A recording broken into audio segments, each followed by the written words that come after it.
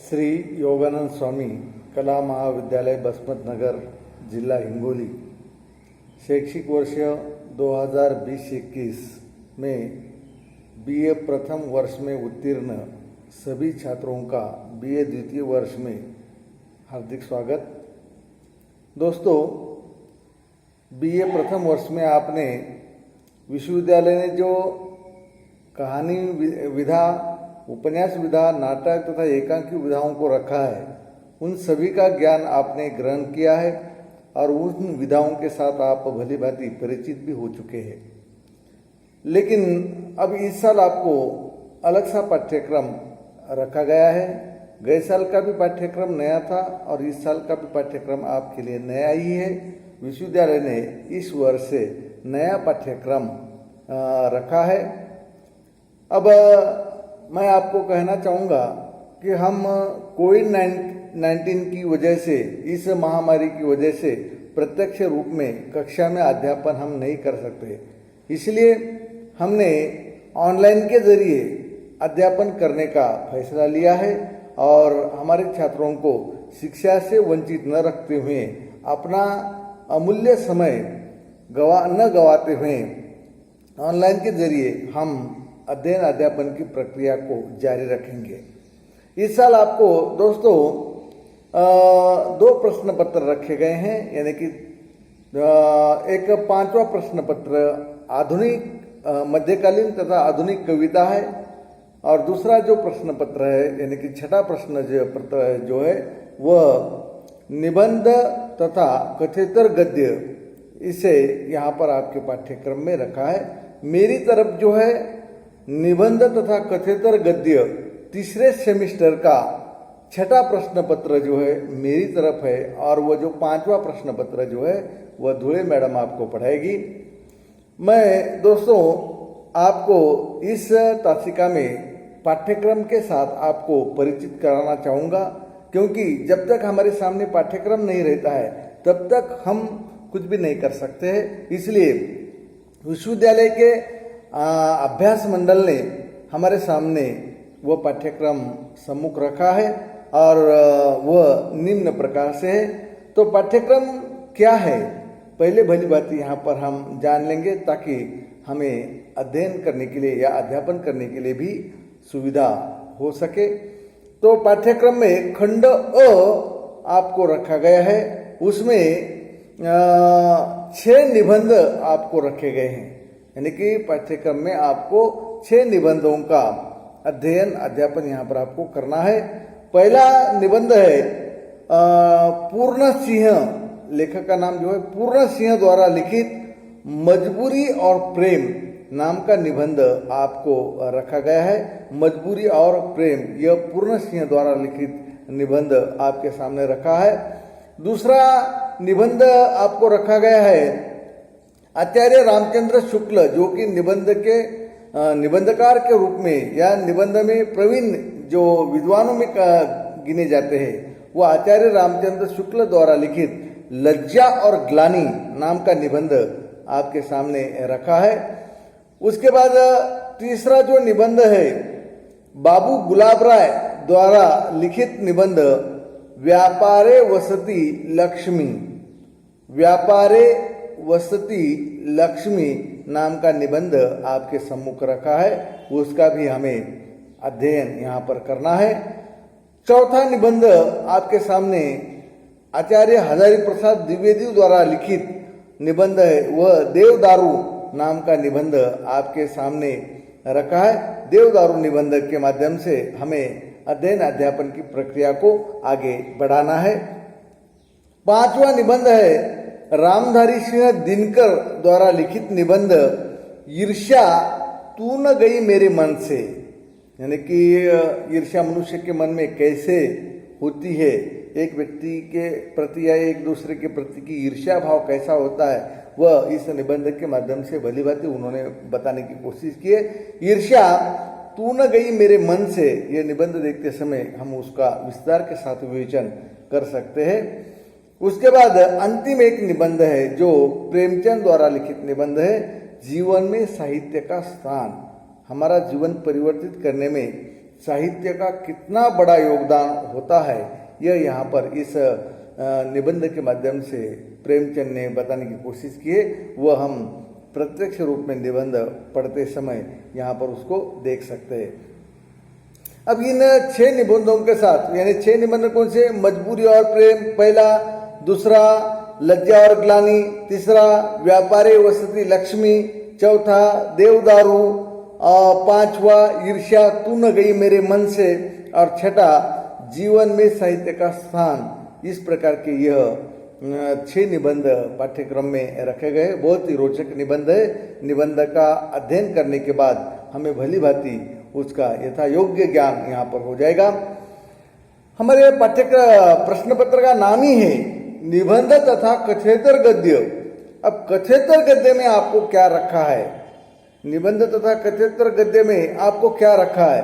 तो उसमें पहला है, कथेतर गद्य में क्या आता है कि निबंध के अलावा अन्य जो विधाएं हैं वह कथेतर गद्य के अंतर्गत आ जाती है, जिसमें आत्मकथा, रेखाचित्र, संस्मरण, जीवनी, यात्रा वृत्तांत, पत्र, साक्षात्कार, ये सभी विधाएं जो है वह कथेतर गद्य के अंतर्गत आ जाती है।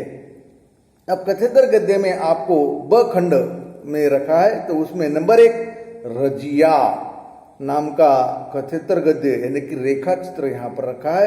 राम वृक्ष बेनीपुरी द्वारा यह लिखित रेखा चित्र है। रेखा चित्र एक हिंदी साहित्य की विधा है, यानी कि जिस प्रकार से एखादा चित्रकार चित्र निकालता है और चित्र निकालते समय कागज के ऊपर रेखांकन उसका करता है, हूबहू उसको सामने लाने का काम करता है। साहित्य में भी साहित्यकार एखादा व्यक्ति है, एखादा प्राणी है, एखादा अन्य कोई है, तो वह उसका रेखांकन करना उचित समझता है, जिसका लेखनी के माध्यम से उसका चित्र हमारे आंखों के सामने खड़ा करता है, उसको रेखा चित्र कहा जाता है। वह रेखा चित्र रजिया सुल्ताना, जो आप इतिहास के अगर छात्र हैं तो आपको पता है, इतिहास में सुल्तान शाही का एक घराना है। तो सुल्तान शाही में शमसुद्दीन अल्तमश की लड़की रजिया सुल्तान पहले दिल्ली की तख्त पर बैठी है, पहली महिला है जो कि दिल्ली के तख्त पर बैठी है। उस रजिया सुल्ताना के नाम पर एक रजिया नाम का रेखा चित्र उसका राम वृक्ष बेनीपुरी ने रेखांकित करने का काम किया है। दूसरा है यहाँ पर आत्मकथा रखी गई है। आपको रेखा चित्र के बाद आपको आत्मकथा रखी गई है। आत्मकथा का शीर्षक है वर्दी और पानी पीने के बाद, यानी कि वर्दी और पानी पीने के बाद। इस प्रकार से डॉक्टर कौशल पवार नाम के लेखक ने इस प्रकार का आत्मकथा लेखन करने का काम किया है। उनकी वो आत्मकथा है। आत्मकथा यानी कि जो खुद के जीवन पर लिखी जाती है उसको आत्मकथा कहा जाता है, लेकिन जो दूसरों के जीवन पर कोई लिखता है तो उसको जीवनी कहा जाता है। जैसे कि आप अपने माता पिता के जीवन पर अगर लेखन करते हैं तो वह जीवनी कहलाएगी, आत्मकथा नहीं। लेकिन खुद के जीवन पर जो आप लिखोगे उसको एक प्रकार से आत्मकथा कहा जाता है। दोनों में, जीवनी और आत्मकथा में, यह थोड़ा अंतर हमें देखने को मिलता है। उसके बाद एक अंतिम एक है हरिराम मीना द्वारा लिखित उस जारवा दंपति से मिलकर नाम का एक रचना कथेतर गद्य के अंतर्गत यहाँ पर आपको रखी गई है। इस प्रकार का यह पूरा पाठ्यक्रम यहाँ पर रखा गया है। कथेतर गद्य के अंतर्गत रजिया जो राम वृक्ष बेनीपुरी द्वारा लिखित रेखा चित्र है, वर्दी और पानी पीने के बाद डॉक्टर कौशल पवार की आत्मकथा है, और उस जारवा दंपति से मिलकर हरिराम मीना द्वारा लिखित एक रचना यहाँ पर इसके अंतर्गत रखी गई। इतना ही पाठ्यक्रम आपको यहाँ पर रखा गया है। अब खंड अ में ये सारा पाठ्यक्रम है। आपको यह पाठ्यक्रम जो है कुल मिलाकर 50 अंक के लिए रखा गया। गए साल आपको पाठ्यक्रम 40 अंक के लिए था, लेकिन इस साल ये जो पाठ्यक्रम है 50 अंक के लिए यहाँ पर आपको रखा गया है। अब खंड ब के अंतर्गत क्या होगा कि अंतर्गत मूल्यांकन, बराबर, अंतर्गत मूल्यांकन आपका 25 अंक के लिए यहाँ पर होगा। गए साल 35 अंक के लिए था, इस साल 25 अंक के लिए है। इसमें क्या है, नंबर 1 कक्षा में परीक्षा ली जाएगी। आपको 10 अंक की एक ही परीक्षा आपको कक्षा में ली जाएगी। और दूसरा है आपका सेमिनार लिया जाएगा, वह 15 अंक के लिए आपका सेमिनार यहाँ पर लिया जाएगा। 15 अंक का सेमिनार आपका होगा और वह हम कक्षा में ही यहाँ पर लेने की कोशिश करेंगे। अगर इसी तरह से ये बीमारी अगर रही तो ऑनलाइन के जरिए भी आपकी हम सेमिनार यहाँ पर ले सकते। सेमिनार भी आपको इस पाठ्यक्रम के ऊपर ही किसी निबंधों को लेकर, किसी कथ्यतर गद्य को लेकर देना है। अब प्रश्न पत्र का प्रारूप यहाँ पर हम देख लेते हैं। प्रश्न पत्र कैसा होगा ये भली बात हमें मालूम होना चाहिए, नहीं तो सिलेबस हम पढ़ रहे हैं लेकिन प्रश्न पत्र का ही ज्ञान हमें नहीं है, तो हम कैसे उसका ज्ञान ग्रहण कर सकते हैं। इसलिए प्रश्न पत्र का प्रारूप, प्रश्न पहला, पाठ्यक्रम पर विकल्प के साथ दीर्घोत्तरी प्रश्न। पाठ्यक्रम पर विकल्प के साथ दीर्घोत्तरी प्रश्न 10 अंक के लिए यहाँ पर आपको पूछा जाएगा। प्रश्न दूसरा, पाठ्यक्रम के ऊपर विकल्प के साथ दीर्घोत्तरी प्रश्न, वह भी 10 अंक के लिए पूछा जाएगा। प्रश्न तीसरा, पाठ्यक्रम पर विकल्प के साथ दीर्घोत्तरी प्रश्न, वह भी 10 अंक के लिए आपको पूछा जाएगा। प्रश्न चौथा, पाठ्यक्रम पर विकल्प के साथ दीर्घोत्तरी प्रश्न, वह भी आपको 10 अंक के लिए पूछा जाएगा।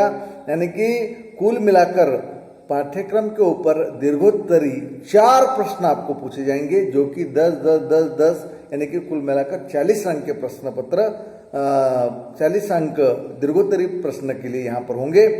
प्रश्न 5वां, टिप्पणी लिखिए।